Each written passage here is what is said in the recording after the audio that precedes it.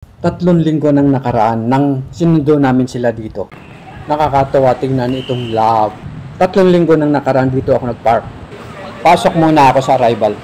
Hanap muna ako ng toilet, hindi na mapigilan eh. Dumating na yata ang eroplano. Nakita ko ng mga flight stewardess. James! Nandito ako! Nakita rin kami ng aking puging apo! Sama-samang hapunan. First time niyang magpakain ng duck. Galing sila ng graduation. Mga happy moments na kasama ko ang aking nag-iisang apo sa kanyang bakasyon. Ipinasyal namin siya sa bahay ni Dr. Jose Rizal sa Laguna. Tuwang-tuwa naman siya at nakapasok sa bahay ni Dr. Jose Rizal at nakapagpa-picture pa siya sa rebulto ni Dr. Jose Rizal.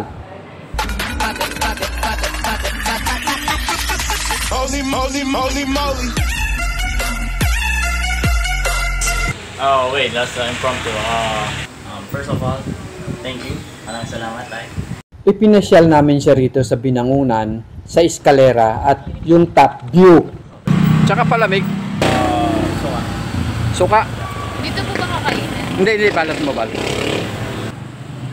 Ayan, dali mo na James. Gusto niya raw ma-experience kumain ng isaw. Kaso, nung time niya yan, walang isaw. Proven lang nakita namin. Kaya para siyang nadismaya, bumalik sa kotse. Hindi pa raw siya nakakain ng Paris. Kaya pina-experience namin sa kanya kumain ng Paris. Dinala namin siya doon sa may Teresa. Pinakain namin siya ng Paris doon. What's this?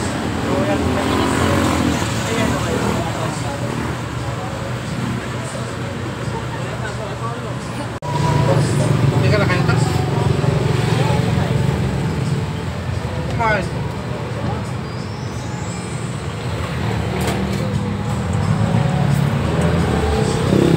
Gutom na ako nung time na yan. Kaya panay ang subo unang Paris. Masarap naman talaga kasi yung pinakasabaw ng Paris nila. Kaya wala na kaming pansinan kasi pare-pareho kaming gutom. Sige, kain lang ng kain, subo lang ng subo, at wala nang pansinan. Sila kain din sila ng kain. Hindi ako kain din ng kain kasi gutom na ako kanina pa eh. Isang crispy pata. Crispy pata. Sa Calamares. Calamares. Isang canton na solo. Canton solo. Tapos 1, 2, 3, 4, 5.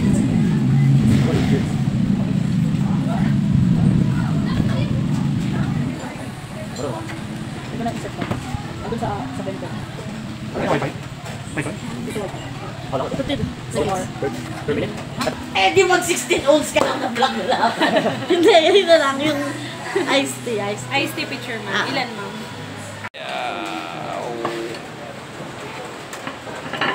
Ice po. Kape natin. Andyan na pala. Ang daming pagkain. Atak! Bilisan ko na nga lang yung pagbaba. Baka maubusan ako ng pagkain. Hello! Andito ako! How about the extra? Yes, extra lang.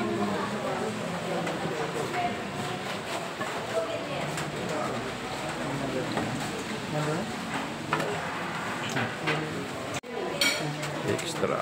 Kare-kare. Kari-kari. More kare. Iced tea po. Santa na lang. Canton solo po.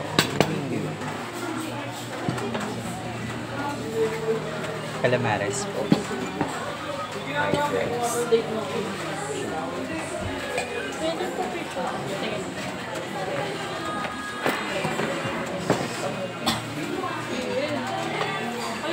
Thank you po. Thank you. Wait, fun. For the best of sour here. Tayo. Which one? For this. Tara, kain na tayo. Ito, umpisa na ng kainan. Kanya-kanyang kuha, kanya-kanyang dampot, kanya-kanyang piga ng sausawan, kanya-kanyang kuha ng sili, kanya-kanyang subo ng pagkain. Ayan, total maraming pagkain. Pero ang paborito ko dyan, yung kare-kare. May paabot pa ng patis. Sarap ng crispy pata.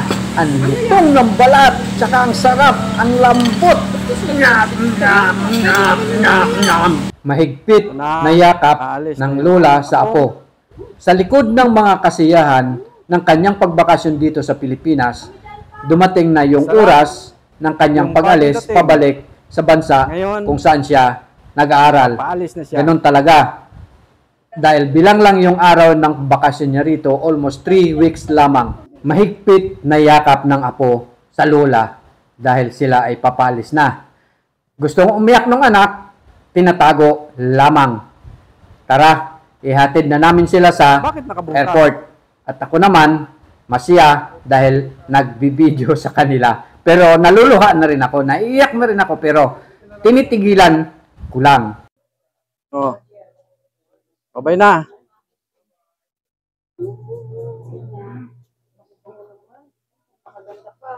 Kasama ba ako sa pag-alis? Bakit nakaitim din ako?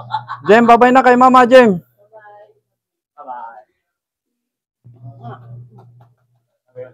Oy, si Daplong! Hindi makakalabas dito. Bye-bye. Bye-bye. Ang maalala ng apo ko sa akin sa habang nagbabakasyon siya rito sa Pilipinas, kahit kasi saan siya magpunta, sinasamahan ko. Gusto niya mag-volleyball, sinasamahan ko siya. Gusto niya maglaro ng basketball, sinasamahan ko siya sa court.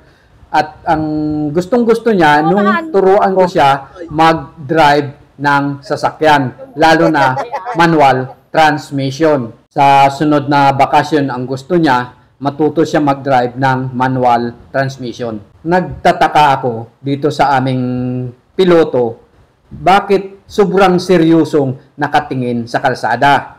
Hindi ko alam seryoso sa pagmamaneho o talagang nakatutok lang doon sa nagmumotor na may angkas kasi dumaan maganda. Seryosong mga muka, walang ni isa kumikibo. Hindi ko alam kung natatakot sa dinadaanan naming sigsag o mga nalulungkot lang kasi papaalis na. Tignan nyo naman yung sigsag na dinadaanan namin. Napakataas ng bangin, ang dami pang sasakyan. Siya nga naman, matatakot nga naman pag tumingin sa baba.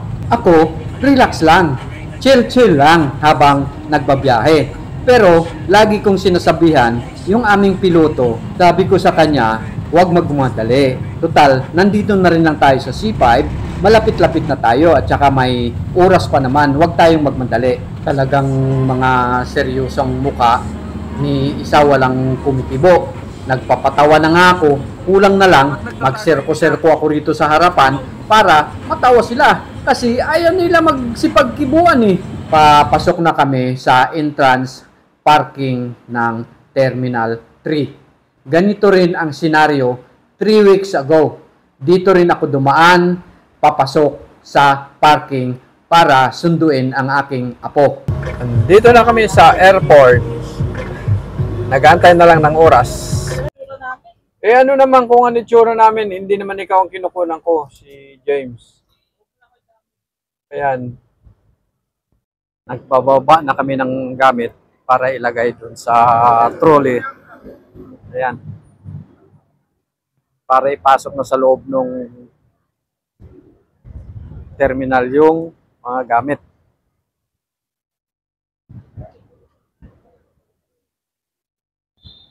Buti na lang masipag yung nagda-drive sa amin. Siya lang taga-karga nung mga bagahe. Kailan lang nagsundo lang kami rito sa airport. Ngayon, ito na naman. Maghahatid kami sa airport. Hindi kami magsusundo. Hatid na sa airport. Paalis na kasi sila. Pabalik ng Qatar.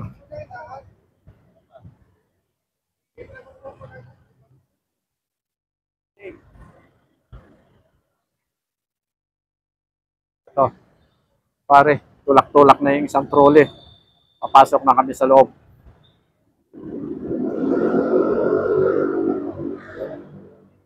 Ito. James. Ito na yung apo ko. Tulak-tulak niya yung trolley.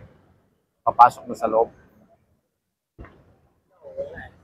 Papalik na siya sa Qatar kung saan siya nag-aaral. Nalungkot, pero wala tayong magawa. Talagang babalik at babalik siya doon sa bansa kung saan siya nag-aaral. Ito na, alis na kami ni James. Babalik na siya sa ibang bansa. Ayan.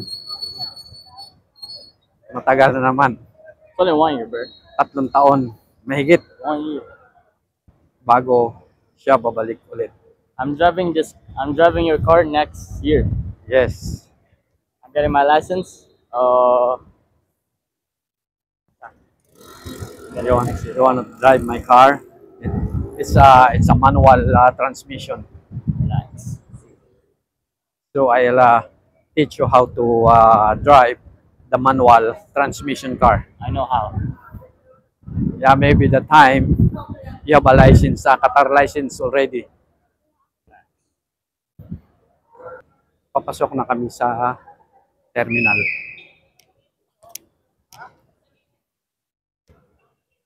Ito na, papasok. Papasok. Lakad lang.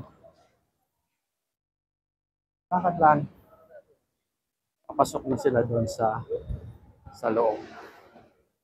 Pero ako, dito muna kasi may iwan ako. Hahabol ako sa kanila. Naiwan ako kasi nagtali pa ako ng aking sapatos. Ayan, hahabol muna ako sila. Bilisan ko kasi baka pag-akyat nila sa taas, kailangan nakahabol ako sa kanila. Hindi na sila loob ng terminal. Papasok na sila. Ako naman naghahabol-habol sa kanila para makuna nung habang naglalakad. Yun. Tapos, sasakay sila ng escalator. Hinihingal na ako sa kakahabol sa kanila.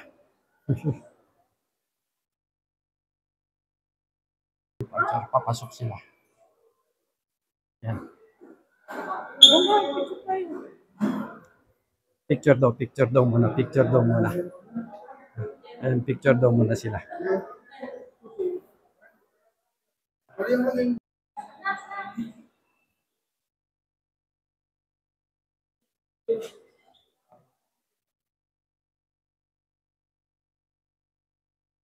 Hindi ka rin pala maliligaw kung aakyat ka doon sa third floor para doon sa departure area. Kasi may mga signage naman pala. So, pag akyat mo ron, pag galing ka ng elevator, hindi ka maliligaw kasi may mga signage or mayroong security na mapagtanungan.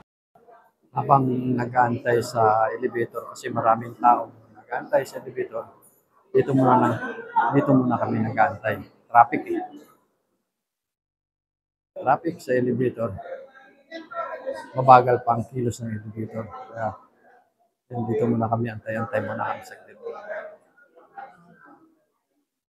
Itong evacuation rescue plan.